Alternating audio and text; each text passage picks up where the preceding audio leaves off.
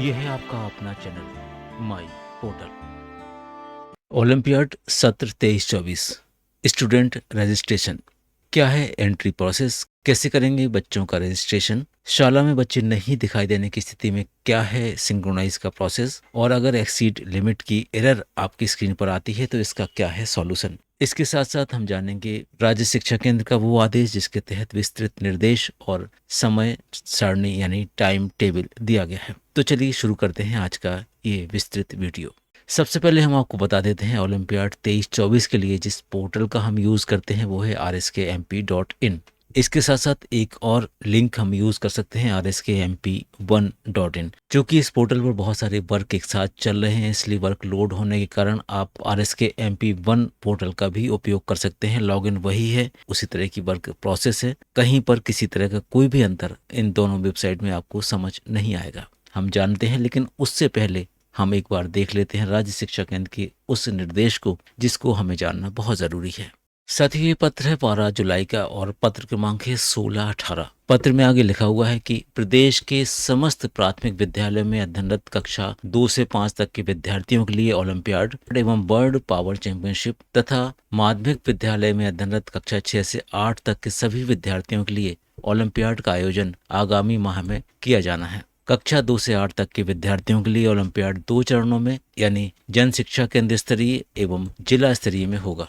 प्रतियोगिता का संक्षिप्त विवरण कुछ इस तरह से है जिसमें लिखा हुआ है कि जन शिक्षा केंद्र और जिला स्तर पर किस किस कक्षाओं के लिए किस किस विषय को सम्मिलित किया गया है। कक्षा 2 और 3 के विद्यार्थियों के लिए अंग्रेजी, हिंदी और गणित विषय सम्मिलित किए गए हैं और कक्षा 4 और 5 के लिए अंग्रेजी, हिंदी, गणित के साथ साथ पर्यावरण अध्ययन को भी सम्मिलित किया गया है। इसी तरह से माध्यमिक शाला के विद्यार्थियों के लिए जो विषय हैं वो है हिंदी, संस्कृत, अंग्रेजी, विज्ञान, गणित और इसके साथ साथ प्रश्न मंच भी। प्रतियोगिता की जो संभावित तिथियां हैं वो भी आपको हम एक बार बता देते हैं।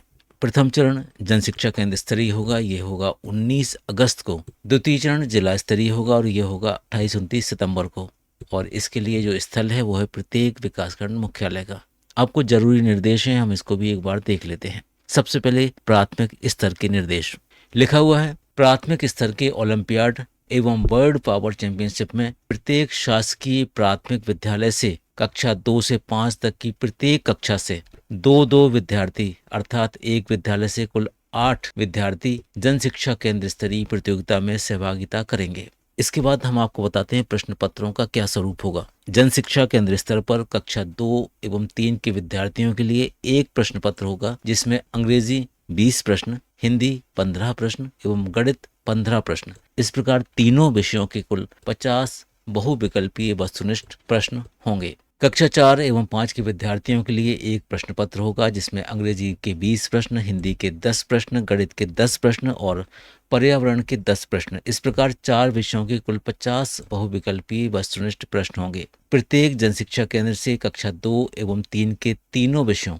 यानी अंग्रेजी, हिंदी, गणित में से प्रत्येक से 4-4 विद्यार्थी तथा कक्षा 4 एवं 5 से चारों विषयों यानी अंग्रेजी, हिंदी, गणित, पर्यावरण में से 4-4 विद्यार्थी अर्थात प्रत्येक जन शिक्षा केंद्र से कक्षा 2 से 5 के कुल 28 विद्यार्थी जिला स्तरीय प्रतियोगिता के लिए चयनित होंगे।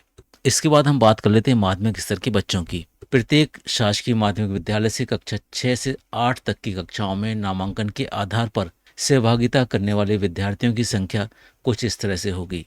यदि किसी विद्यालय में 1 से 20 तक के बच्चे हैं तो वहां से सहभागिता करने वाले बच्चों की संख्या 6 होगी। 21 से 40 नामांकन वाले माध्यमिक विद्यालयों में 8 बच्चे सहभागिता करेंगे। 41 से 80 नामांकन वाले विद्यालय में 16 बच्चे। 81 से 150 तक के 18 बच्चे। 151 से 500 तक नामांकन वाले माध्यमिक विद्यालयों से 24 बच्चे सहभागिता करेंगे और 500 से अधिक नामांकन वाले विद्यालयों से 48 बच्चे सहभागिता कर सकते हैं। आगे लिखा हुआ है जन शिक्षा केंद्र स्तरीय प्रतियोगिता में कक्षा 6 से 8 के लिए एक ही प्रश्न पत्र होगा जिसमें 6 विषय होंगे। प्रथम हिंदी, द्वितीय संस्कृत, तृतीय अंग्रेजी, चतुर्थ विज्ञान, पंचम गणित एवं षष्ठ प्रश्न मंच। प्रत्येक विषय के पृथक पृथक 20-20 प्रश्नों को मिलाकर कुल 120 बहुविकल्पीय वस्तुनिष्ठ प्रश्न होंगे। जनशिक्षा केंद्र स्तर पर 6 विषयों के लिए सर्वाधिक अंकों के आधार पर प्रत्येक विषय के 4-4 विद्यार्थियों का चयन किया जाएगा, अर्थात एक जनशिक्षा केंद्र से कुल 24 विद्यार्थियों का चयन जिला स्तरीय प्रतियोगिता के लिए होगा। ओलंपियाड आयोजन के निर्देश का ये पत्र हमने अपने डिस्क्रिप्शन बॉक्स में भी रखा हुआ है, आप वहां से जाके डाउनलोड कर सकते हैं और उसको एक बार विस्तृत अध्ययन भी कर सकते हैं। ये पत्र हमें प्राप्त हुआ है संचालक महोदय का राज्य शिक्षा केंद्र भोपाल से। और अब इसके बाद चलते हैं हम ऑनलाइन, देखते हैं स्टूडेंट रजिस्ट्रेशन को और इसके बाद जानते हैं क्या क्या रजिस्ट्रेशन के दौरान परेशानियां आ सकती हैं।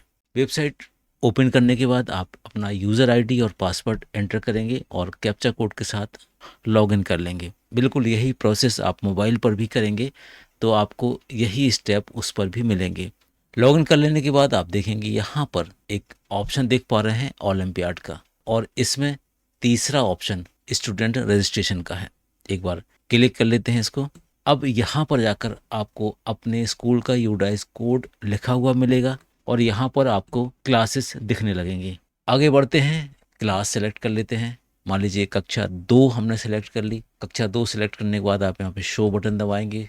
शो बटन दबाने पर आपको यहाँ पर बच्चों की पूरी लिस्ट दिखाई देगी। आप कक्षा 2 में जितने भी बच्चे मैप होंगे अब वो आपको यहाँ दिखने लगेंगे। जैसा कि राज्य शिक्षा केंद्र का निर्देश है, एक बार उसके अनुसार आप देख लीजिए इस कक्षा से आपको कितने बच्चों को संकुल स्तर तक भेजना है, उनको आपको यहाँ पर सिलेक्ट करना है। उदाहरण के स्वरूप हम पहले वाले बच्चे के लास्ट में एक्शन बटन पर क्लिक करते हैं। यहाँ पर क्लिक करने के बाद कुछ सामान्य सी इन्फॉर्मेशन आपके द्वारा यहाँ पर पूछी जाएगी और इस इन्फॉर्मेशन को अपडेट करने के बाद आप यहाँ पर नॉमिनेट बटन दबाएंगे तो ये बच्चा ओलंपियाड के लिए नॉमिनेट हो जाएगा। इस तरह से राज्य शिक्षा केंद्र के निर्देश अनुसार आप बच्चों को नॉमिनेट कर सकते हैं। इसके अलावा अगर आपके लॉगिन पर बच्चे प्रदर्शित नहीं होते हैं या पूरे बच्चे दिखाई नहीं देते हैं तो यहाँ पर आपको एक अलग प्रोसेस करने की आवश्यकता होगी। इसके लिए एक ऑप्शन यहाँ पर दिया हुआ है, एक फैसिलिटीज दी है, स्टूडेंट डेटा सिंक्रोनाइज विथ शिक्षा पोर्टल। यहाँ पर ये ऑप्शन शाला की मैपिंग से सारे बच्चों को यहाँ पर दिखाने लगेगा।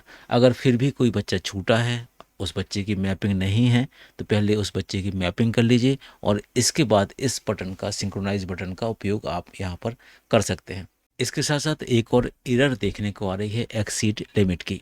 इस एरर से बचने के लिए आप RSKMP1.in दूसरी वाली लिंक का उपयोग करिए। वहाँ पर ये एरर आपको दिखाई नहीं देगी, लेकिन जो भी लिमिट राज्य शिक्षा केंद्र द्वारा बच्चों के लिए निर्धारित की गई है उसके अंदर ही आपको अपने बच्चों को नॉमिनेट करना है। मिलते हैं एक नए वीडियो में एक नए टॉपिक के साथ। तब तक के लिए थैंक्स फॉर वॉचिंग।